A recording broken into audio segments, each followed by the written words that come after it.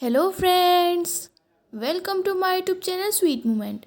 I am here with a new part of Tame the Untamed.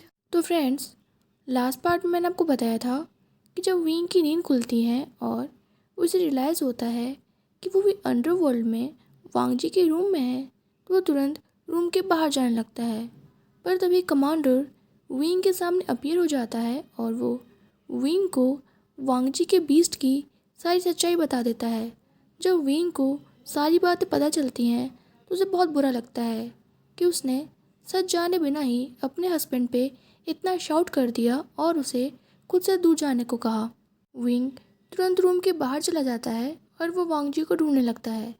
फिर वो वांगजी से मिलने के बाद उससे कहता है कि वांगजी, मैं तुम्हारे मॉन्स्टर से मिलना चाहता हूँ, मुझे उससे कुछ डील करना है। तो अगर आपने टेम द अनटेम्ड के पहले के पार्ट्स नहीं देखे हैं तो लिंक मैं डिस्क्रिप्शन बॉक्स में दी है, आप वहाँ जाके देख सकते हैं। और अगर आप मेरे चैनल पे न्यू हैं और आपको मेरी वीडियोस पसंद आती हैं तो मेरे चैनल को सब्सक्राइब करके ही जाइएगा, वीडियो को लाइक एंड शेयर करना मत भूलिएगा। आज की स्टोरी स्टार्ट करते हैं।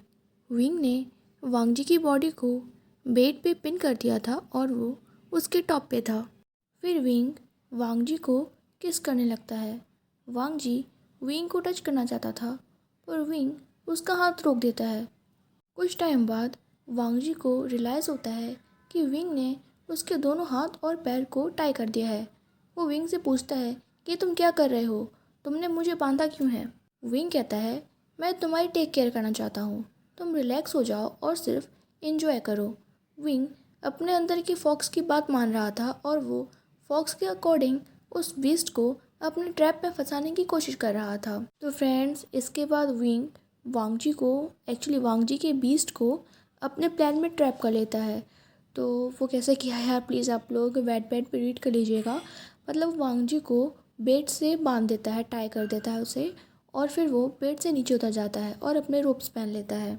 विंग के इस एक्शन से वांगजी का बीस्ट बहुत ज़्यादा फ्रस्ट्रेटेड हो जाता है और वो एंगर में कहता है कि तुम ये क्या कर रहे हो।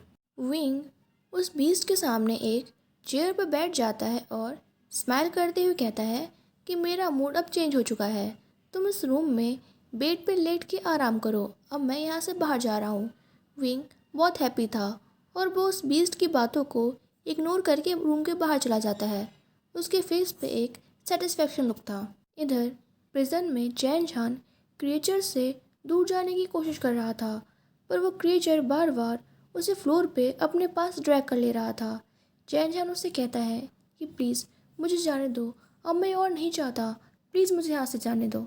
जब से चैन झान अंडरवर्ल्ड के इस प्रिजन में आया था, बहुत सारे क्रिएचर्स उसके साथ मिसबिहेव कर रहे थे और इस वजह से वो बार बार अनकॉन्शियस हो जा रहा था।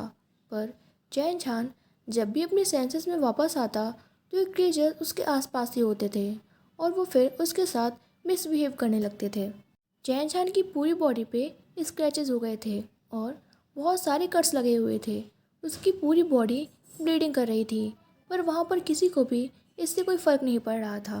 पर तभी वहाँ पर कमांडर आता है और वो उन क्रिएचर्स को चैन झान से दूर जाने को कहता है। कुछ टाइम बाद वो चैन झान को प्रिजन से बाहर निकाल के ले जाता है। विंग एक रूम में बैठा हुआ था, तभी उस रूम का डोर ओपन होता है और वहाँ पर कमांडर चैन झान को लेके आता है। फिर वो चैन झान को विंग के सामने फ्लोर पे नील्स पे बैठा देता है। विंग चैन झान की कंडीशन देख के बहुत ज़्यादा सरप्राइज था क्योंकि चैन झान बहुत ज़्यादा डर्टी और इंजर्ड था, उसके सारे क्लॉथ्स भी ख़राब हो चुके थे। विंग सोचता है कि चैन झान चाहे कितना भी हार्टलेस रहा हो पर उसने कभी भी विंग के फेस के सामने उससे कुछ बुरा नहीं कहा और जब भी विंग को फूड की ज़रूरत होती थी तब चैन झान उससे फूड ला के देता था और विंग को कंसोल करता था। कम से कम तब विंग को इस बात का तो भरोसा था कि हाँ, कोई है जो उसकी केयर करता है, भले ही वो केयर झूठी क्यों ना हो। विंग तुरंत दूसरी तरफ देखने लगता है और वो कमांडर को ऑर्डर देता है कि कमांडर, कुछ मेट्स को कहो कि वो चैन झान को क्लीन करने में उसकी हेल्प करें, फिर डॉक्टर को चैन झान को हील करने के लिए बुलाओ। चैन झान जब विंग की फैमिली वॉइस सुनता है तो अपना सर उठाकर विंग को देखता है। फिर वो विंग का नाम लेता है। विंग कहता है, ब्रदर चैन, मुझे आपसे नफ़रत करनी चाहिए, पर फिर भी मैं आपसे नफ़रत नहीं कर पा रहा क्योंकि आपने कभी भी मुझे बुली नहीं किया और आप हमेशा मुझे अपने मदर, ब्रदर और सिस्टर से बचाते थे जब वो लोग मुझे बुली करते थे और हमेशा मेरी हेल्प करते थे, भले ही आप प्रिटेंड ही क्यों ना करते हो। पर मैं आपकी उस हेल्प के लिए बहुत ज़्यादा थैंकफुल हूँ। और विंग अपने लोअर लिप को बाइट करने लगता है जिससे वो क्राई ना करे। पर चैन चान विंग के सामने क्राई करने लगता है और कहता है, आई एम सॉरी विंग, पर मैं तुम्हारी सिंपैथी बिल्कुल भी डिज़र्व नहीं करता हूँ क्योंकि मेरे ग्रीडीनेस और हाई एम्बिशन की वजह से आज मेरा ये हाल हुआ है। चैन चान साइलेंटली क्राई कर रहा था क्योंकि आज उसने अपना सब कुछ खो दिया था। वो सोचता है कि अगर वो इतना ज़्यादा ग्रीडी नहीं होता तो उसका एंड इस तरह नहीं हुआ होता। अब वो बिल्कुल भी क्लीन नहीं था, अब वो बहुत ज़्यादा डर्टी हो चुका था। विंग चैन चान को उसी तरह रूम में छोड़ के चला जाता है और वहाँ पे रूम में 3 मेड्स आती हैं जो चैन चान को उसकी बॉडी क्लीन करने में उसकी हेल्प करती हैं। कुछ टाइम बाद विंग को वांगजियो के क्राई करने की वॉइस आती है। जब वो उस वॉइस के डायरेक्शन में फॉलो करता है तो उसे वांगजियो सिचेन के पास दिखता है जो हवा में अपने हाथ पैर फेंक के रो रहा था। विंग कहता है कि जब भी वांगजियो क्राई करता है तो उसमें बहुत ज़्यादा एनर्जी आ जाती है और वो तुरंत वांगजियो को अपनी गोद में ले लेता है और वहाँ पास में रखे एक चेयर पर बैठ जाता है। वांगजियो को जैसे ही फील होता है कि वो अपनी मदर के पास है, वो क्राई करना बंद कर देता है और अपने सर को विंग के चेस्ट में रब करने लगता है। विंग वांगजियो को देखते हुए कहता है, तुम वो तो नहीं चाहते हो ना जो मैं सोच रहा हूँ, क्योंकि तुम 2 साल के हो चुके हो और मैं प्रेग्नेंट हूँ। मैं तुम्हें ब्रेस्ट फीडिंग बिल्कुल भी नहीं कराने वाला। पर विंग की बातें सुन के वांगजियो क्राई करने लगता है। विंग तुरंत अपने बगल में खड़े सिचेन की तरफ देखता है और कहता है, सिचेन ब्रदर, क्या आप वांगजियो के लिए एक मिल्क की बोतल ले आएंगे, क्योंकि मिल्क पिए बिना वो शांत नहीं होने वाला है। सिचेन तुरंत वहाँ से चला जाता है और कुछ टाइम बाद एक बोतल में मिल्क लेके आता है। विंग वांगजियो को उस बोतल से मिल्क फीड कराने की कोशिश करता है, पर वांगजियो उस बोतल को फेंक देता है और सारा मिल्क फ्लोर पे गिर जाता है। इसके बाद वो विंग की रोप पकड़ के उसे नीचे करने लगता है। विंग वांगजियो से कंप्लेन करते हुए कहता है, सीरियसली तुमने यहाँ पर किस बेबी को ब्रेस्ट फीडिंग करते हुए देख लिया, क्योंकि मैंने तो तुम्हें कभी भी ऐसा कुछ नहीं सिखाया था। पर फिर भी विंग अपने रोप को अपने शोल्डर से नीचे कर देता है। वांगजियो जैसे ही विंग के चेस्ट देखता है वो तुरंत ब्रेस्ट फीडिंग करने लगता है। सिचेन विंग के पास बची हुई प्लेस में बैठता है और कहता है, ब्रदर इन लॉ, अभी कुछ टाइम पहले वांगजियो ने बहुत सारे बेबीज़ को अपनी मदर को ब्रेस्ट फीड करते हुए देखा था और वो बेबीज़ उन्हें मम्मा कह रहे थे। मुझे लग रहा है वांगजियो ने ये वहीं से सीखा है। विंग सिचेन से पूछता है कि सिचेन, आप ह्यूमन वर्ल्ड में कब जाने वाले हो। सिचेन कहता है कि अगर मैं अभी ह्यूमन वर्ल्ड में जाऊंगा तो वो लोग मुझे मार देंगे, इसलिए अभी यही बेहतर है कि मैं अंडरवर्ल्ड में ही रहूं। जब बिग ब्रदर वहाँ पे जाके सब कुछ क्लियर कर देंगे उसके बाद मैं ह्यूमन वर्ल्ड में जाऊंगा। और वैसे भी मुझे यहाँ पर कोई मिल गया है जिससे मैं बहुत प्यार करता हूँ। विंग सिचेन की लव लाइफ के बारे में जान के बहुत हैप्पी होता है और वो कहता है कि आई होप वो भी आपसे उतना ही प्यार करे। सिचेन कहता है कि आई होप सो, मैं आपको उससे बाद में इंट्रोड्यूस करवाऊँगा। इधर रूम में वांगजी अपने मॉन्स्टर से कम्युनिकेट करते हुए कहता है कि देखो, तुम्हारी वजह से क्या हो गया, तुम्हारी वजह से हम लोग इस तरफ फंसे हुए हैं। अगर तुमने कुछ टाइम पहले हॉर्नी बीस्ट की तरफ बिहेव नहीं किया होता तो हमारे साथ ऐसा नहीं हुआ होता। वांगजी बहुत सफ़र कर रहा था क्योंकि विंग बीस्ट के साथ साथ वांगजी को भी उस बेड से टाई करके चला गया था और वो खुद को उस टाई से रिलीज़ नहीं करवा पा रहा था।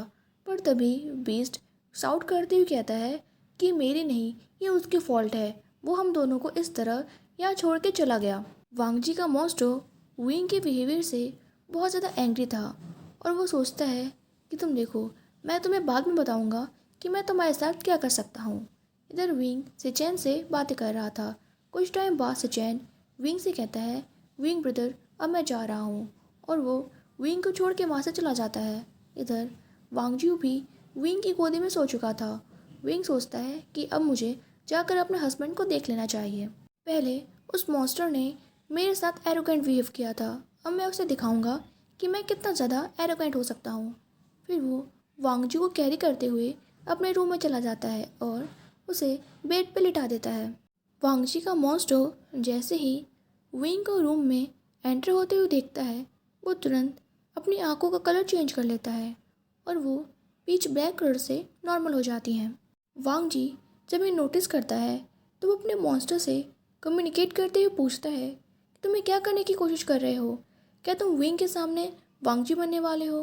वांगजी ये देख के बहुत ज़्यादा वरीड था, पर वो मॉन्स्टर वांगजी को कोई रिप्लाई नहीं देता। कुछ टाइम बाद विंग वांगजी की नेकेड बॉडी को ब्लैंकेट से कवर कर देता है। वांगजी का मॉन्स्टर विंग से कहता है, माय ब्यूटीफुल वाइफ, मैं तुम्हारा हस्बैंड हूँ और मैं अभी बहुत ज़्यादा सफ़र कर रहा हूँ, प्लीज़ तुम मुझे अनटाई कर दो। अब वो मॉन्स्टर तुम्हारे लिए कोई भी प्रॉब्लम क्रिएट नहीं करने वाला। उस मॉन्स्टर की आवाज़ बिल्कुल वांगजी से मैच कर रही थी और उसकी आंखों का कलर भी नॉर्मल हो चुका था। वांगजी ये देखकर उस मॉन्स्टर से कम्युनिकेट करते हुए कहता है, तुम इस तरह मेरी वाइफ को अपने ट्रैप में कैसे फंसा सकते हो। मुझे जानने दो, अगर मेरी वाइफ को कुछ भी हुआ तो मैं तुम्हें कभी भी माफ़ नहीं करूँगा और तुम्हें फ्यूचर में इसके लिए बहुत पे करना पड़ेगा। पर मॉन्स्टर इस बार भी वांगजी को कोई रिप्लाई नहीं देता। विंग जब अपने हस्बैंड की वॉइस सुनता है तो वो अपने हस्बैंड के फेस को जेंटली टच करते हुए उससे पूछता है कि तुम सच में मेरे हस्बैंड हो, वो बीस्ट नहीं हो ना। पर कुछ सेकंड्स बाद ही विंग की स्माइल चेंज हो जाती है और वो कहता है, यू स्लाई बीस्ट, तुम मेरे सामने मेरे हस्बैंड होने की एक्टिंग कर रहे हो। तुम्हें क्या लगा था मैं अपने हस्बैंड को पहचान नहीं पाऊंगा। अगर तुम इसी तरह एक्टिंग करते रहोगे तो तुम इसी पोजीशन में रहोगे। मुझे तुमसे कोई फ़र्क नहीं पड़ता। मैं तुम्हें यहीं छोड़ के ह्यूमन वर्ल्ड में चला जाऊंगा, तुम यहीं पे रेस्ट करना। फिर विंग अपने रोब्स चेंज करके चेयर पे बैठ जाता है।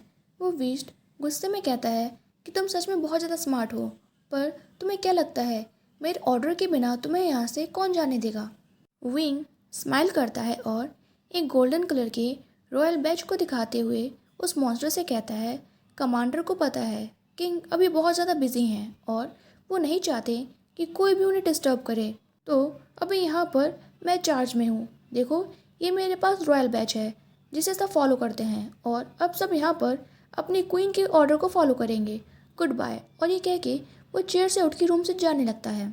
वांगजी के मॉन्स्टर ने कभी एक्सपेक्ट नहीं किया था कि विंग इस तरह की गेम खेलेगा, पर वांगजी बहुत स्माइल कर रहा था। वो सोच रहा था कि इस बीस्ट ने क्या सोचा था कि वो उसकी वाइफ के सामने ट्रिक खेलेगा, पर ऐसा पॉसिबल नहीं है क्योंकि उसकी वाइफ बहुत ज़्यादा स्मार्ट है और वो इतनी आसानी से किसी के भी ट्रिक्स में नहीं आ सकती। वांगजी का मॉन्स्टर तुरंत कहता है कि ठीक है, प्लीज़ मुझे इस तरह छोड़ के मत जाओ। मैं उस सो कॉल्ड गुड गाय को अपने बॉडी पे टेक ओवर करने दे रहा हूँ। वो बहुत ज़्यादा बोरिंग है। मेट, तुम जीत गए, मैं हार गया। अब मैं कभी भी अपने लिमिट क्रॉस नहीं करूँगा और इस तरह बॉडी पे कभी भी टेक ओवर नहीं करूँगा। और वो वांगजी को अपनी बॉडी पे टेक ओवर करने देता है। विंग जैसे ही अपने हस्बैंड को वापस अपनी बॉडी पे कंट्रोल करते हुए देखता है, वो स्माइल करने लगता है और वांगजी की बॉडी को अनटाई कर देता है। वांगजी तुरंत विंग को अपने पास पुल करता है और उसे किस करने लगता है। तो फ्रेंड्स, आई होप कि मैंने सब कुछ एक्सप्लेन कर दिया हो। गाइस, कोशिश तो की थी। आई होप कि आप लोगों को समझ में आ गया हो। तो अगर आप लोगों को स्टोरी अच्छी लगी हो और मेरी वीडियो एक्सप्लेनेशन अच्छी लगी हो, please like this video, subscribe my channel. Bye bye, take care.